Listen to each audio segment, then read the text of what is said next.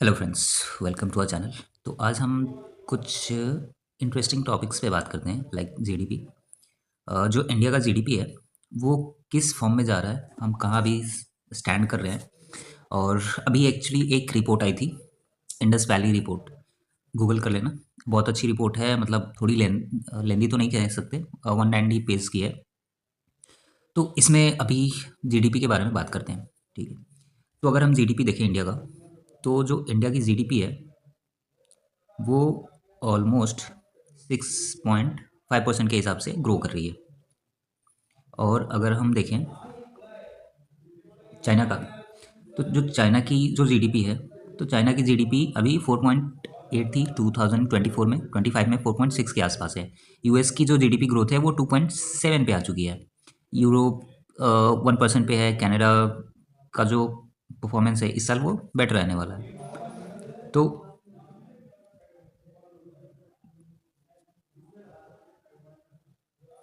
तो reason being कि अभी जो सबसे ग्रोइंग इकॉनमी है, इमर्जिंग मार्केट भी कह सकते हैं, वो इंडिया है। 6.5% लास्ट ईयर था। इस साल भी 6.5% के आसपास रहेगा। अगर हम मार्केट कैप देखें तो ये जो डेट है 3 जनवरी तक की है, ठीक है। तो 3 जनवरी तक यूएस का जो मार्केट कैप है स्टॉक का वो $60.8 ट्रिलियन है। जो चाइना का है वो $9.9 ट्रिलियन है। जापान का $6.5 ट्रिलियन है। और इंडिया की बात करें तो इंडिया $4.5 ट्रिलियन के आसपास है। ये जो अल्फ़ाबेट्स मैग्निफिसेंट सेवन है, ये यूएस की कंपनीज है। अल्फ़ाबेट हो गया, Amazon, Microsoft, Nvidia, Meta, Tesla, Apple. इनका जो टोटल मार्केट कैप है वो किसी भी कंट्री से ज़्यादा है। मतलब अगर ये 7 कंपनीज मिलकर अपनी एक कंट्री बनाए, तो 7 कंपनीज का जो मार्केट कैप होगा वो सेकेंड नंबर पे आएगा मार्केट कैप के हिसाब से। तो इतना सब क्लियर हो चुका है। तो हमारी जो अभी मार्केट कैप है वो फोर्थ नंबर पे है, यूएस, चाइना, जापान के बाद से। बट इन 2027 टू 2030 के आसपास चांसेस है कि हम जापान को बीट करके थर्ड नंबर पे आ जाएंगे। अभी रिसेंटली हमने यूके को बीट किया हुआ था। तो अभी हमारा जो मेन इशू है इंडियन इकोनॉमी में वो पर कैपिटा इनकम है। अगर आप यहाँ पे पर कैपिटा इनकम देखोगे तो हमारी जो पर कैपिटा इनकम है वो हम बहुत नीचे हैं। मतलब इवन बांग्लादेश जैसी कंट्रीज़ के आसपास हम स्टैंड करते हैं वहाँ पे। इसका जो बेसिक जो मेन रीज़न है वो ये है कि हमारी पॉपुलेशन ऑलमोस्ट 1.4 बिलियन है। और हमारे यहाँ कुछ जैसे अदर कंट्रीज जैसे चाइना, जापान, जर्मनी, यूएसए, इनके यहाँ पे इंडस्ट्रियलाइजेशन बहुत पहले स्टार्ट कर लिया, मैन्युफैक्चरिंग यूनिट्स इस्टेब्लिश कर लिया। ये भी पहले फार्मिंग पे थे, मतलब इनका भी काम फार्मिंग वगैरह का था। बट इनको पता चल गया कि फार्मिंग को अब ज़्यादा एक्सपैंड नहीं कर सकते। आपने खाने के लिए फार्मिंग कर सकते हैं बट आप सोलली डिपेंड नहीं हो सकते फार्मिंग पे, कि फार्मिंग ही आपकी कंट्री को आगे ले जाएगा, उसकी वजह से आपका जीडीपी ग्रोथ होगा। तो चाइना ने क्या किया कि चाइना ने फार्मिंग से इंडस्ट्रियलाइजेशन की तरफ मूव किया और मैन्युफैक्चरिंग यूनिट्स लगाने स्टार्ट हो गए। अभी रेड एलियो का एक इंटरव्यू आया था जिसमें वो कह रहे हैं कि चाइना इतना डेवलप्ड हो चुका है, उसने इतनी सारी चीज़ें कर ली है मैन्युफैक्चरिंग सेक्टर में, कि वो अकेले यूएस और यूरोप को बीट कर सकता है, इवन बीट कर रहा है। तो हमारा जो मेन इशू है अभी वो है पर कैपिटा इनकम। हमारी जो पर कैपिटा इनकम है वो 2.9 थाउजेंड, मतलब ऑलमोस्ट अगर देखा जाए तो $3,000 पर एनम है। जो कि अगर हम स्टेट वाइज सेग्रीगेट करें तो ये और भी बुरे हाल हैं। जैसे बंगाल, बिहार में तो मतलब $700-800 तक चला जाता है ये। यूएस का अगर देखें तो ऑलमोस्ट $90,000 पर कैपिटा इनकम है। रसिया दूसरे नंबर पे है। चाइना 13 मतलब $14,000 के आसपास तीसरे नंबर पे। फिर आता है मैक्सिको, फिर आता है वियतनाम। वियतनाम जैसी छोटी कंट्रीज भी हमसे आगे हैं। तो फिर आते हैं हम कोविड के टाइम पे। हमें मतलब थोड़ा सा झटका लगा था कोविड के टाइम पे। इंडिया का ग्रोथ 3.9 था, फिर 2021 में सारे कंट्रीज़ की ग्रोथ, जीडीपी ग्रोथ है वो नेगेटिव हो गई थी, हमारी भी हुई थी। बट उसके बाद से जो हमारी कमबैक है वो अच्छी थी। हमारी जो जीडीपी ग्रोथ थी वो 2022 में 9.7 तक चली गई थी। मतलब ये अब तक का सबसे अच्छा पीरियड था। हमारी जो जीडीपी है वो 3 हिस्सों में डिवाइडेड है, सर्विसेज, इंडस्ट्री एंड एग्रीकल्चर। तो अभी जो सर्विसेज हैं वहाँ से हमें 54% का रेवेन्यू आ रहा है, मतलब जीडीपी में एक कंट्रीब्यूशन है। इंडस्ट्री से 31% और एग्रीकल्चर से 15%। फिर देखें तो इंडिया का जो मेन है कंजम्पशन है, फिर इन्वेस्टमेंट है, फिर गवर्नमेंट, फिर अदर्स हैं। तो हमारा जो एक्सपेंडिचर है, मतलब जीडीपी एक्सपेंडिचर कंपोनेंट्स में अगर देखें तो कंजम्पशन जो है हम 56% कंज्यूम कर रहे हैं, और ये 2012 से कांस्टेंट है। 2023 में 58% के आसपास था। मेनली क्या है कि हमारी जो जीडीपी है वो कंजम्पशन बेस्ड है, इन्वेस्टमेंट 33% के आसपास है। अगर हम सर्विसेज, इंडस्ट्रीज और एग्रीकल्चर को सेग्रीगेट करें यहाँ पे, तो हमें दिखेगा कि जो फाइनेंशियल सर्विसेज हैं, रियल एस्टेट है 23% है, पब्लिक सर्विसेज 13% है, transportation, hotels and other communications 19% के आसपास है, माइनिंग, यूटिलिटीज़ 5%, कंस्ट्रक्शन, मैन्युफैक्चरिंग। अगर तो ये सारी चीज़ें हैं। Services is large contributor to India economy, unusual for a country with per capita income $33,000। मतलब कहने का मतलब ये है कि हम कोई भी जो इमर्जिंग कंट्री है या फिर डेवलप्ड कंट्रीज़ है, वो तब इस सर्विस में एंटर करती हैं। तो एग्जांपल के तौर पे देखते हैं कि सपोज़ आप किसी मोबाइल की या फिर लैपटॉप की या फिर किसी अदर ऑटो सेक्टर की, मतलब कार्स की सर्विसेज देते हो, ठीक है? तो कार की सर्विसेज देने से पहले आपको कार बनाना भी तो पड़ेगा। हमने क्या किया कि हमने कार नहीं बनाया, कार की सर्विसेज देने स्टार्ट कर दिए। तो कार क्या है कि कार कोई और बना रहा है। सर हम सिर्फ सर्विसेज पे पैसे कमा रहे हैं, कार बनाने पे नहीं कमा रहे हैं। मैं एग्जांपल बता रहा हूँ। क्योंकि जो सर्विसेज का पार्ट आ गया, तो सर्विसेज में हम फाइनेंशियल सर्विसेज प्रोवाइड करा रहे हैं, रियल एस्टेट सर्विसेज प्रोवाइड करा रहे हैं, public services, trade, transportation, hotel, communication वगैरह। तो इससे जो हमारा जीडीपी में ग्रोथ आ रहा है वो 54% के आसपास है। और जो इंडस्ट्री है वहाँ से 31%, जैसे mining, utilities, construction, manufacturing. Manufacturing में भी हम बहुत पीछे हैं। चाइना 26% के आसपास है सिर्फ। इंडस्ट्रियलाइजेशन में 23% हमारे पास लेबर फोर्स है। इंडिया जो क्या है, आईटी, मतलब आईटी हम एक्सपोर्ट कर रहे हैं, जिससे हमारी जो रेवेन्यू आ रही है बहुत अच्छी है। बट ये कब तक टिकेगा पता नहीं, क्योंकि एआई थोड़ा सा तो डिस्टर्ब करेगा ही करेगा। अगर हम बिलियंस, मतलब $200 बिलियन का रेवेन्यू हमने कलेक्ट किया था 2014 में।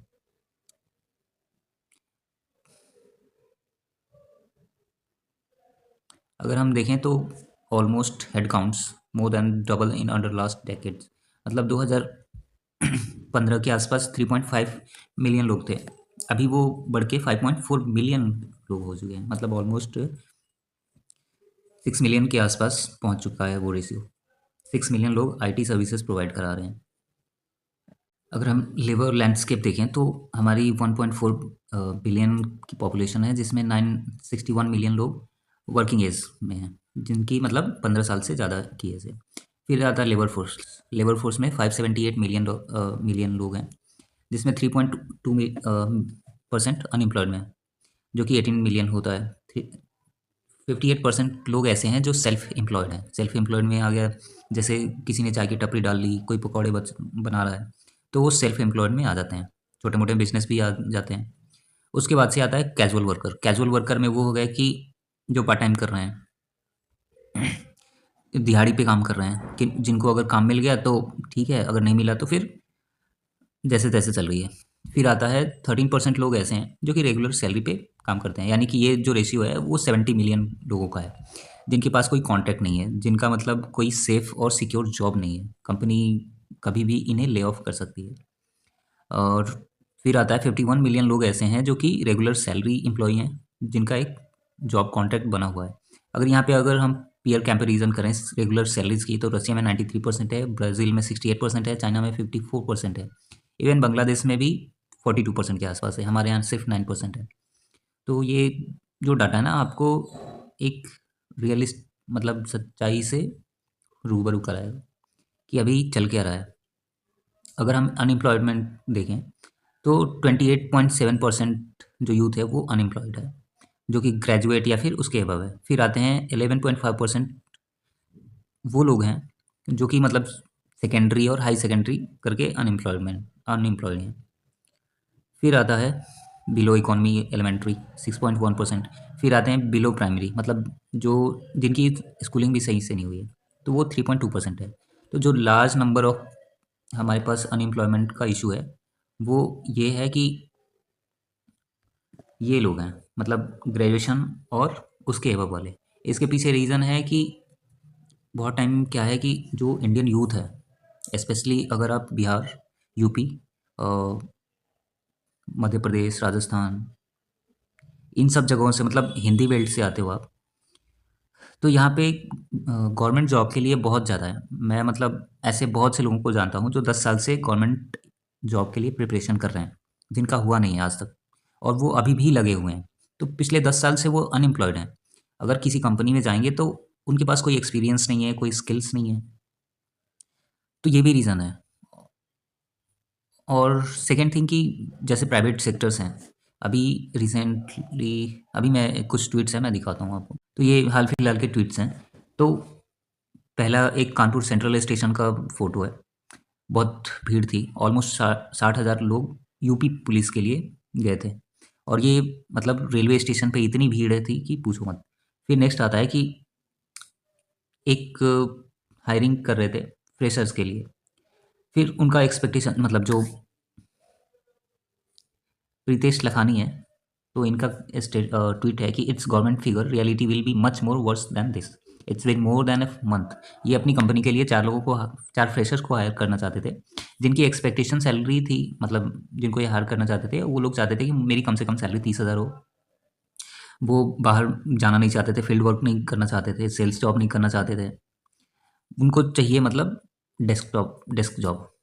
तो प्रॉब्लम तो है इंडिया में, देखो ये लिख रहे हैं मतलब अच्छा है इनका भी, बट आप खुद सोचो ना, इंडिया जैसे शहर में रह रहे हो आप, मतलब इंडिया में रह रहे हो, और तुम्हें मिनिमम सैलरी 30,000 की नहीं मिल रही है ग्रेजुएशन करने के बाद, तब तो बेकार है ना यार। सपोज एमबीए किया है, इंजीनियरिंग की है, और भी अदर प्रोफेशनल्स हैं, तो ऐसा नहीं है कि मतलब द थिंग इज कि प्रॉब्लम दोनों जगह है। ऐसा नहीं है कि एक ही जगह प्रॉब्लम है। प्रॉब्लम ये है कि हम स्किल्ड नहीं हैं।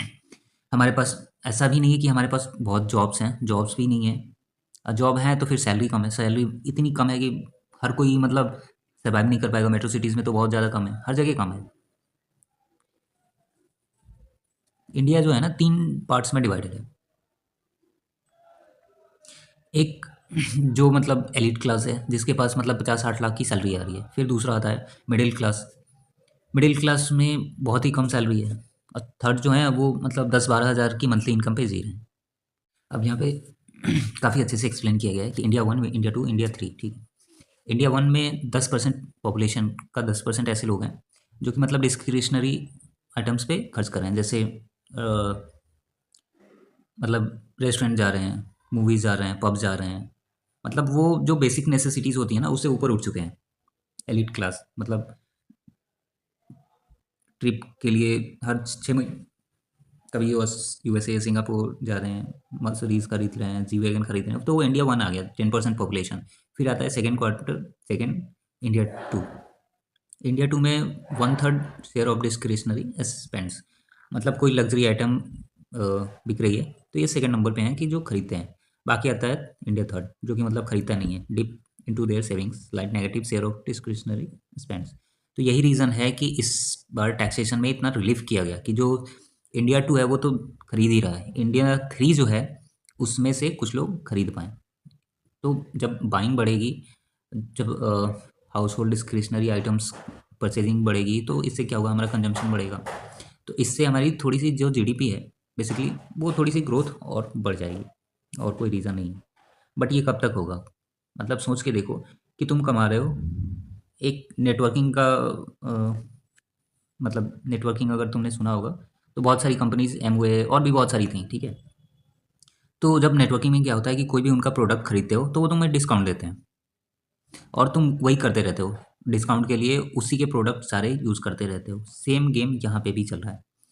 कि मतलब 12 लाख का 12 लाख तक की एग्जाम्पशन लिमिट मिल गई, अब तुम्हें कुछ करना नहीं है, कंजम्पशन पे खर्च करना है, गाड़ियाँ खरीदो, घर खरीदो।